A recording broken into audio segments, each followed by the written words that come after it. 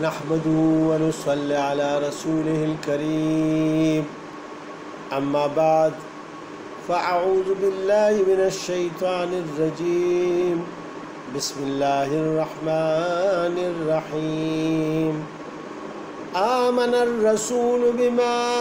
أنزل إليه من ربه والمؤمنون كل آمن بالله وملائكته وكتبه ورسله لا نفرق بين أحد من رسله وقالوا سمعنا وأطعنا غفرانك ربنا وإليك المصير لا يكلف الله نفسا إلا وسعها لها ما كسبت وعليها ما اكتسبت ربنا لا تؤاخذنا إن نسينا أو أخطأنا ربنا ولا تحمل علينا إصرا كما حملته على الذين من قبلنا ربنا ولا تحملنا ما لا طاقة لنا به واعف عنا واغفر لنا وارحمنا أنت مولانا فانصرنا على القوم الكافرين صدق الله العظيم. السلام علیکم ورحمۃ اللہ وبرکاتہ. میرے بھائی اور بہنوں، آج ہم سورہ بقرہ کی آیت نمبر 285 اور 286 جو اس سورت کے دو آخری آیات ہیں ان کا ترجمہ اور تفسیر بیان کریں گے. اللہ سبحانہ و تعالیٰ مجھے صحیح بیان کرنے اور اس پر عمل کرنے کی توفیق عطا فرمائے اور آپ کو. اس سے پہلے درس میں یہ گزر چکا ہے کہ اللہ کی طرف سے جب یہ آیت نازل ہوئی وَلِلَّهِ مَا فِي السَّمَاوَاتِ وَمَا فِي الْأَرْضِ وَإِن تُبْدُوا مَا فِي أَنفُسِكُمْ أَوْ تُخْفُوهُ يُحَاسِبْكُم بِهِ اللَّهُ فَيَغْفِرُ لِمَن يَشَاءُ وَيُعَذِّبُ مَن يَشَاءُ وَاللَّهُ عَلَى كُلِّ شَيْءٍ قَدِيرٌ. تو صحابہ بہت پریشان ہوئے کہ اللہ سبحانہ و تعالیٰ تو دل کی باتوں پر بھی پکڑ کریں گے ہماری، لہٰذا اس کا تو کوئی تدارک بعض اوقات شیطان تو وسوسے ڈالتا ہے لیکن انسان اس پر عمل نہیں کرتا، لہٰذا وہ اس کا جواب دہ کیسے ہو سکتا ہے. وہ چونکہ اس کے دل میں وہ وسوسے تو شیطان ڈال رہا ہوتا ہے یا کوئی وہ اس کے دل میں کوئی غیر اخلاقی یا جرائم کے یعنی وسوسے ڈالے جا رہے ہیں اور وہ باتیں گزرتی جاتی ہیں اس کے دل و دماغ میں، لہٰذا اگر اللہ سبحانہ وتعالیٰ اس پر پکڑنا چاہیں تو پھر تو کوئی بھی نہیں بخشا جائے گا. تو اس میں بھی اللہ پاک نے فرمایا فَيَغْفِرُ لِمَن يَشَاءُ وَيُعَذِّبُ مَن يَشَاءُ، جس کو اللہ چاہے تو اس کو بخش دے اور جس کو اللہ چاہے اس کی پکڑ کر دے. تو اللہ تو قدرت رکھتے ہیں یعنی ہر چیز پر. اس میں پھر رسول پاک صلی اللہ علیہ وسلم نے صحابہ کو فرمایا کہ آمنا اور صدقنا کہہ دو. اللہ پاک نے یہ آیت نازل فرما دی کل آمن باللہ وملائکتہ وکتبہ ورسلہ، سب نے مانا اللہ کو اور اس کے فرشتوں کو اور اس کی کتابوں کو ورسلہ اور اس کے رسولوں کو. لا نفرق بین احد من رسلہ، کہتے ہیں کہ ہم جدا نہیں کرتے کسی کو اس کے پیغمبروں میں سے. وقالوا سمعنا واطعنا، اور کہہ اٹھے کہ ہم نے سنا اور قبول کیا. غفرانک ربنا والیک المصیر،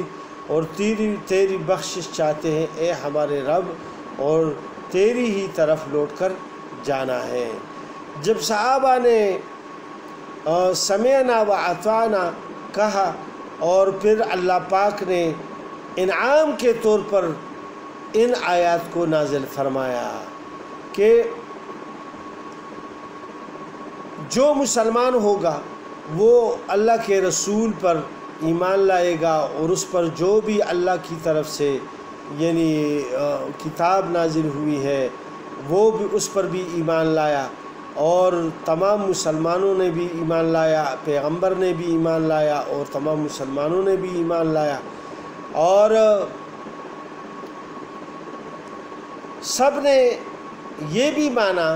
کہ ہم اللہ پر، اس کی ملائکہ پر، اس کی کتابوں پر اور اس کے رسولوں پر ایمان لاتے ہیں، اور ان میں کوئی تفریق بھی نہیں کرتے، ان میں کسی کو بڑا اور کسی کو چھوٹا نہیں مانیں گے۔ یہ اللہ کے سارے نبی ہیں، لہٰذا بعض کے اوپر بعض کو اللہ پاک نے فوقیت دی ہے اور وہ اللہ کے علم میں ہیں۔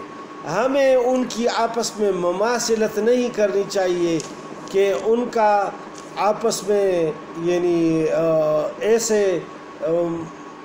موازنہ کرے کہ جس میں سے ایک پیغمبر کی کمی محسوس ہو جائے اور کمی یعنی ظاہر ہو جائے، لہٰذا دو پیغمبروں کا آپس میں اس طرح موازنہ نہ کرے کہ وہ پیغمبر تو ایسا تھا اور اس کو ایسے معجزے ملے تھے، ہمارے پیغمبر کو اس طرح ملے ہیں اور یہ سب سے اس طرح اوپر ہے۔ ہم کو اللہ سبحانہ و تعالیٰ نے حضرت محمد صلی اللہ علیہ وسلم کی امت میں پیدا فرمایا اور وہ خاتم النبیین ہے، اللہ پاک نے امام الانبیاء کو بنایا، لہٰذا حدیث مبارک سے بھی یہ صاف ظاہر ہے کہ اللہ سبحانہ و تعالیٰ نے فوقیت دی ہے، لیکن ہمیں کیا ضرورت ہے کہ ہم دوسرے پیغمبروں کی حقارت بیان کریں، ان کی کمی بیان کریں، لہٰذا اس کو اس طرح نہیں کرنا چاہیے۔ رسول پاک صلی اللہ علیہ وسلم نے اس پر ناخوشی کا اظہار کیا ہے، کیونکہ ایک دفعہ اس طرح ہوا کہ ایک یہودی اور ایک مسلمان کا آپس میں جھگڑا ہوا اس بات پر کہ یہودی کہہ رہا تھا کہ موسیٰ علیہ السلام سب سے معزز پیغمبر ہے، کیونکہ اس کے ساتھ اللہ پاک نے یعنی ڈائریکٹ کلام کیا ہے، تو مسلمان نے کہا کہ سب سے معزز اور مقرب محمد صلی اللہ علیہ وسلم ہے، تو وہ آپس میں جھگڑنے لگے، تو مسلمان غصے میں آ گیا اور اس نے اس کو ایک چپیڑ لگا دی، اور تھپڑ لگانے سے وہ رسول پاک صلی اللہ علیہ وسلم کی خدمت میں حاضر ہوا اور ان کی خدمت میں یہ عرض کیا کہ یا رسول اللہ، اس نے تو مجھے تھپڑ مار دیے۔ پھر رسول پاک صلی اللہ علیہ وسلم نے مسلمان سے پوچھا کیوں مار دیے، تو اس نے یہ واقعہ بتا دیا کہ یہ کہہ رہا تھا کہ موسیٰ علیہ السلام اللہ کا بہت مقرب پیغمبر ہے اور بڑا پیغمبر ہے، اور میں نے کہا کہ محمد صلی اللہ علیہ وسلم، اور اس نے اس طرح کہا تو بس میں نے اس کو چپیڑ مار دی۔ لہٰذا رسول پاک صلی اللہ علیہ وسلم نے فرمایا کہ مجھے دوسرے پیغمبروں پر فوقیت نہ دو کہ جس کی وجہ سے یعنی دوسرے پیغمبر کی کمی محسوس ہو جائے، تو رسول اللہ صلی اللہ علیہ وسلم نے اس سے منع فرمایا۔ پھر اللہ پاک فرماتے ہیں لا یکلف اللہ نفسا الا وسعها، اور اللہ تکلیف نہیں دیتا کسی کو مگر جس قدر اس کی گنجائش ہے، یعنی اس کی وسعت۔ ایک آدمی ہے وہ 1 من بوجھ اٹھا سکتا ہے تو اس سے اتنا ہی پوچھا جائے گا، اور ایک آدمی ہے وہ 10 کلو وزن اٹھا سکتا ہے تو اس سے اتنا ہی پوچھا جائے گا۔ ایک آدمی ہے وہ کتنی عبادت کر سکتا ہے تو اس کے مطابق اس کو صلہ ملے گا۔ تو لہٰذا اللہ پاک نے ایک تو دل کی لغزشوں کو معاف فرما دیا اس آیت میں کہ ان لغزشوں کے بارے میں جو دل میں گزرتی ہیں باتیں اور اس پر عمل نہیں کیا جاتا، لہٰذا ان کو معاف کیا جاتا ہے اللہ کی طرف سے۔ اور جو کام یعنی ہاتھ پیر وغیرہ سے یا آنکھ کان وغیرہ سے ظاہر ہو جائے اور بدنی اعمال یعنی بدن اس میں استعمال ہو جائے دماغ کے ساتھ، دل و دماغ کے ساتھ،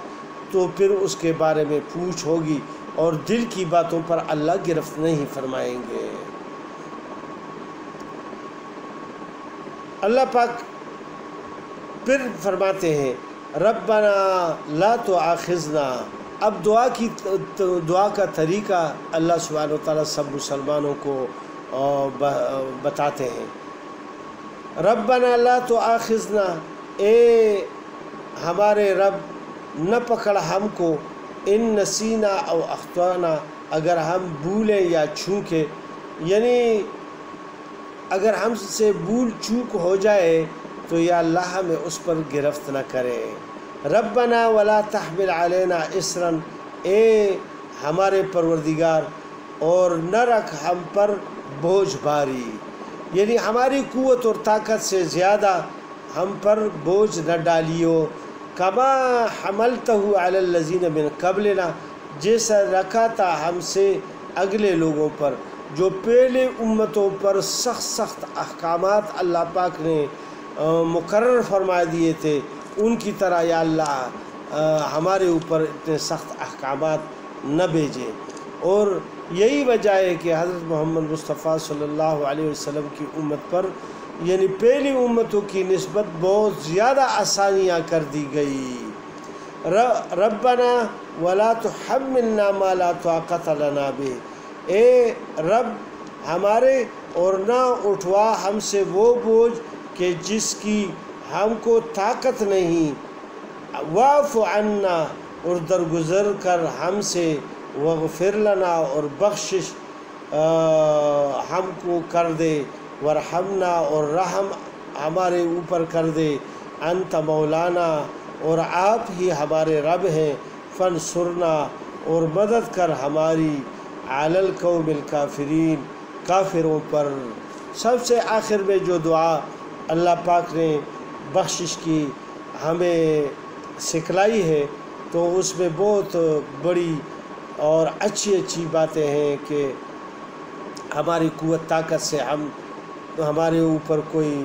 بار نہ رکھ، اور درگزر کر، بخشش کر اور رحم کر۔